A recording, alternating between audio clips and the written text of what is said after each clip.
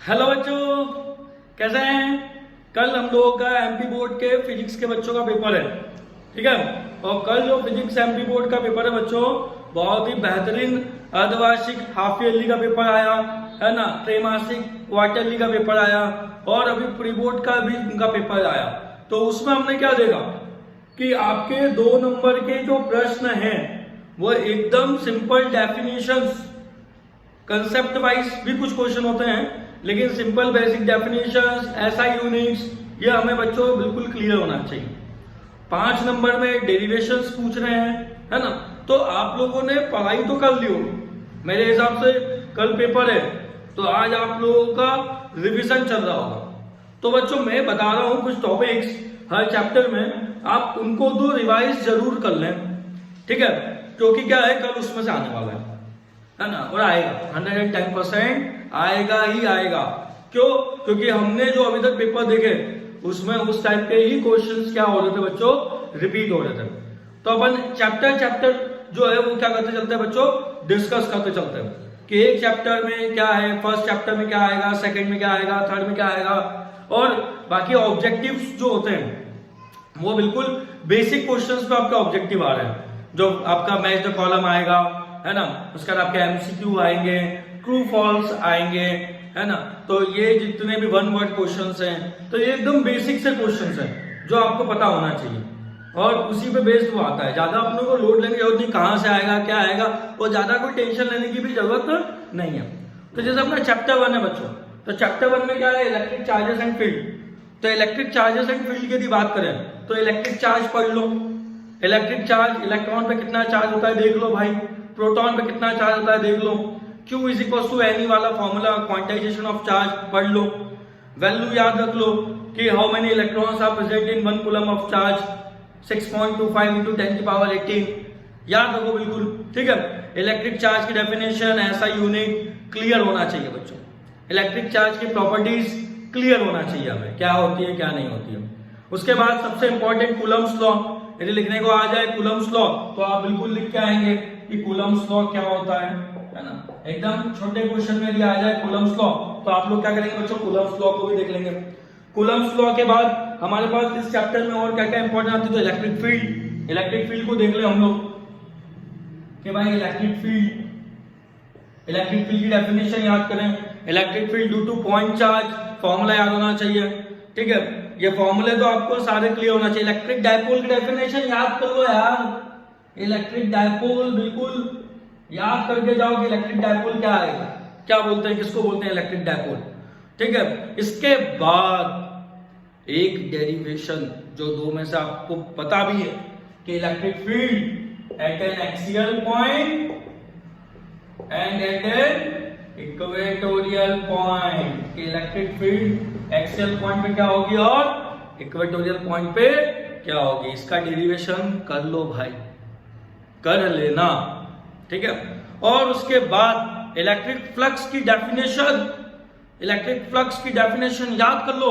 और उसके बाद आपको पता है गॉस थ्योरम, जो कि आएगी ही आएगी, छपी है कल गॉस थ्योरम पढ़ लो। गॉस थ्योरम तो आना ही आना है, क्लियर है, गॉस थ्योरम को करा लो। इसके एप्लीकेशंस हैं, अब इसके एप्लीकेशन कितने होते हैं, 3। इनफाइनाइट प्लेन शीट, उसके बाद स्फेरिकल शेल और infinitely long charge wire, 3 application है। मेरे सजेशन से आप शेल वाला जरूर करके जाएंगे। Electric field due to spherical shell आपको आना चाहिए बच्चों। तो चैप्टर 1 में ये कर लिया, मतलब सब हो गया, ठीक है। और इनकी basic definition with SI units हमें क्लियर होना चाहिए। तो ये 2 नंबर के भी हो जाएंगे, 3 नंबर भी हो जाएंगे और 5 नंबर भी हो जाएगा बच्चों। तो ये चैप्टर 1। इसके बाद जो आएगा आपका चैप्टर 2, कौन सा है चैप्टर 2? चैप्टर 2 जो है वो है हमारा electric potential and capacitance. Electric potential and capacitance chapter 2 कर लो यार। डेफिनेशन इलेक्ट्रिक पोटेंशियल की कर लो यार, डेफिनेशन इलेक्ट्रिक पोटेंशियल डिफरेंस की पढ़ लो। इक्विपोटेंशियल सरफेस और उसकी प्रॉपर्टी, इक्विपोटेंशियल सरफेस और उसकी प्रॉपर्टी पढ़ लो, याद कर लो क्या होती है इक्विपोटेंशियल सरफेस, बिल्कुल।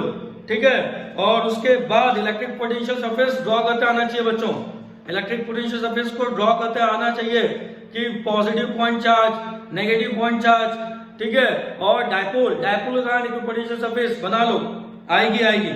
इसके बाद सबसे इंपॉर्टेंट टॉपिक जो है बच्चों, इसमें क्या है, कैपेसिटर में भी दो डेरिवेशन होते हैं, parallel plate capacitor with dielectric slab, without dielectric slab. With dielectric slab यदि टफ लग रहा है तो विदाउट डाइलेक्ट्रिक स्लैब पढ़ डालो, ठीक है।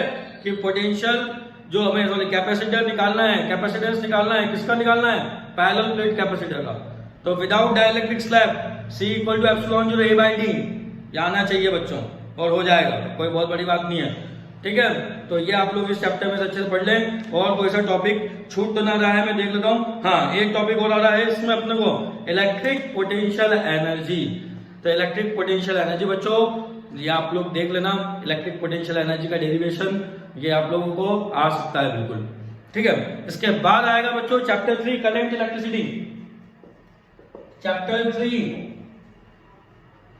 करंट इलेक्ट्रिसिटी, क्या छप रहा है इसमें से, जल्दी बोलो क्या आने वाला है। इलेक्ट्रिक करंट की डेफिनेशन, इलेक्ट्रिक पोटेंशियल की डेफिनेशन, इलेक्ट्रिक पोटेंशियल डिफरेंस की डेफिनेशन याद कर लो ऐसा यूनिट के साथ में।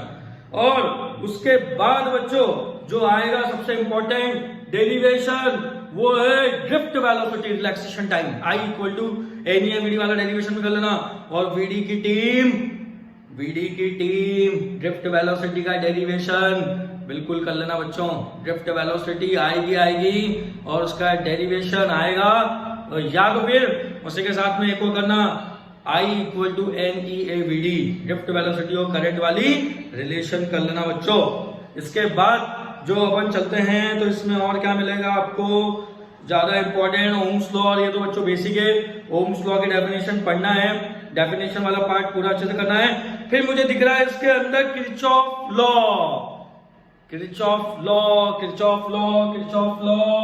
दोनों लॉ, फर्स्ट लॉ और सेकेंड लॉ, दोनों को याद कर डालो बच्चों। किरचॉफ का फर्स्ट लॉ, सेकेंड लॉ, दोनों की definition, junction rule, loop rule पढ़ लो। और उसी के बेसिस पर सबसे इंपॉर्टेंट क्वेश्चन, व्हीटस्टोन ब्रिज, क्या आएगा बच्चों, व्हीटस्टोन ब्रिज का डालना बच्चों, कल के पेपर में मिलेगा, फिर बात करेंगे, ठीक है। तो ये हो गया बच्चों।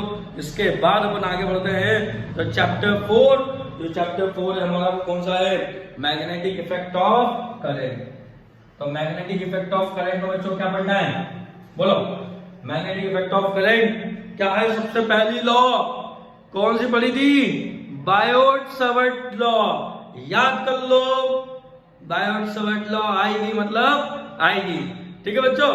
तो बायोट-सावर्ट लॉ के बाद आप लोग इसमें डेरिवेशंस थोड़े से बच्चों लेंदी है ना, ये चैप्टर बच्चों को थोड़ा सा टफ लगता है, लेकिन फिर भी इसमें बायोट-सावर्ट लॉ की application, magnetic field at the centre of circular current loop आप लोग करके जाएंगे। एम्पियर सर्किट लॉ याद कर लो, लॉरेंट्ज फोर्स याद कर लो, डेफिनेशन पूरी क्लियर होना चाहिए लॉरेंट्ज फोर्स की। एम्पियर सर्किट लॉ किसके लिए, सोलेनॉइड के लिए। और बच्चों सबसे बड़ा क्वेश्चन इस चैप्टर में छप रहा है, मूविंग कॉइल गैल्वेनोमीटर पढ़ डालना बच्चों। मूविंग कॉइल गैल्वेनोमीटर बहुत अच्छे से पढ़ना, पूरा उसको याद कर लेना, वर्किंग प्रिंसिपल सब चीजें उसमें क्या होना चाहिए, क्लियर होना चाहिए बच्चों, ठीक है। तो ये अपना हुआ chapter 4 magnetic effect of current. और उसके बाद आता है चैप्टर 5 मैग्नेटिज्म। तो जो चैप्टर 5 मैग्नेटिज्म है ना बच्चों, वो बहुत छोटा है।